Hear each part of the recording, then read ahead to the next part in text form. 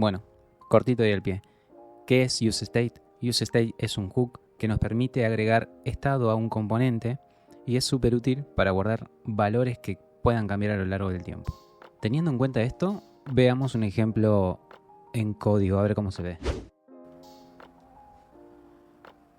Bien, una vez dentro de nuestro código y nuestro navegador favorito, lo que vamos a empezar a hacer es usar useState. ¿Cómo lo usamos? Bueno, simplemente lo que voy a hacer es importar useState, y useState va a venir de React, por lo tanto lo traemos, y dentro de mi componente lo que voy a hacer en esta instancia es declarar una variable que se llama state y va a tener la ejecución de useState. ¿Ok? Siguiente, lo que voy a hacer es simplemente un console log de state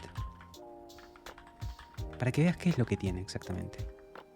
Si yo me fijo en mi navegador, la consola, fíjense que tengo un array de dos elementos. En el índice 0 tengo un undefined y en el índice 1 tengo una función. Ok, ¿de qué es este 0? Bueno, este 0 es el valor inicial de mi useState. En este caso no tiene nada, por eso tengo undefined. Y si yo quisiera que arranque, por ejemplo, desde el valor número 1, fíjense que mi array en el índice 0 va a tener número 1. Bien, fantástico. Entonces lo que podríamos hacer acá, en esta instancia, es cambiar este 100 que tengo acá al valor del estado. Bien, en este caso sabemos que está en el índice 0, por eso le estoy poniendo corchete 0, que es esta parte de acá.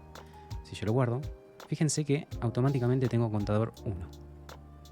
Entonces, a priori lo que se te ocurre es, bueno, yo en el momento que haga sumar, yo quisiera que este valor que tengo acá en el índice 0 pase a ser número 2, ¿no? Entonces, siempre pasa esto, ¿no? Que por ahí uno dice, bueno, ya que tengo acceso al state y sé que está en el índice 0 el valor, lo voy a igualar a un número 2.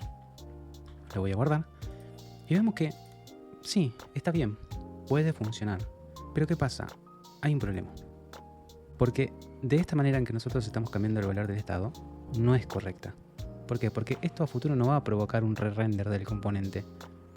Por lo que el cambio no se va a ver reflejado en la interfaz del usuario, o sea, esta parte de acá.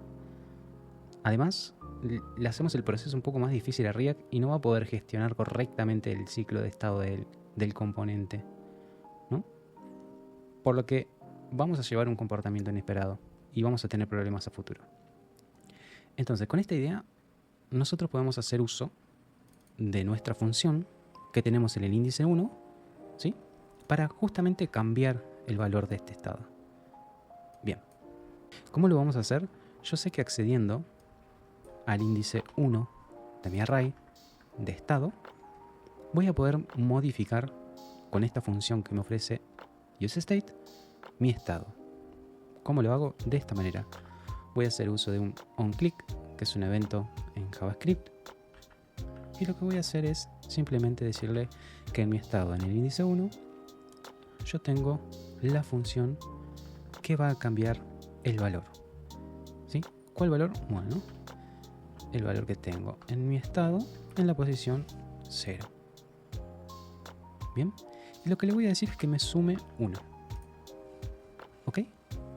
State índice 1, accedo a este elemento de acá, sé que es una función, por lo tanto abro paréntesis, la estoy ejecutando y dentro nuevamente accedo a mi estado, al índice 0, que es el valor que tengo acá, y lo que voy a hacer es sumarle 1. ¿Bien?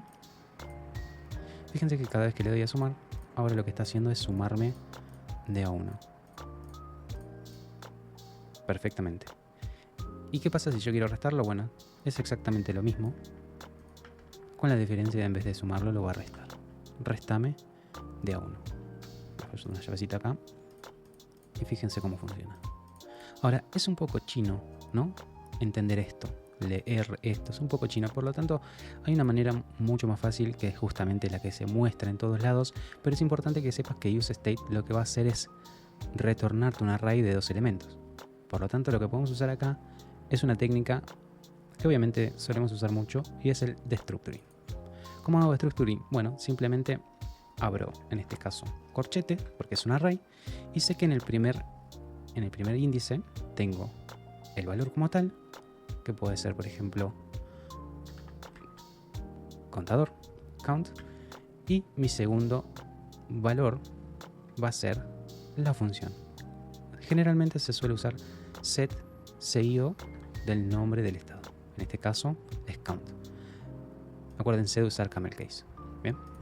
Camel case es simplemente la primera palabra en minúscula y después vengo con mayúscula. Una vez que hago eso, fíjense cómo me es mucho más sencillo, ¿no? Yo ya no necesito acceder al estado de esta manera, corchete 0. Simplemente pongo el nombre de mi variable que tengo acá de structuring. Y en este caso, nótese que estoy accediendo al índice 1, ya no necesito hacer eso, porque yo ya tengo el set count en esta parte. Por lo tanto, ya me quedaría mucho más limpio y el count de acá reemplazaría estos dos valores. Por lo tanto, me quedaría de esta forma. Al hacer esto, va a seguir funcionando. Y es mucho más claro usar esta manera. Por eso, generalmente ustedes ven que en el useState tenemos esta manera, ¿no?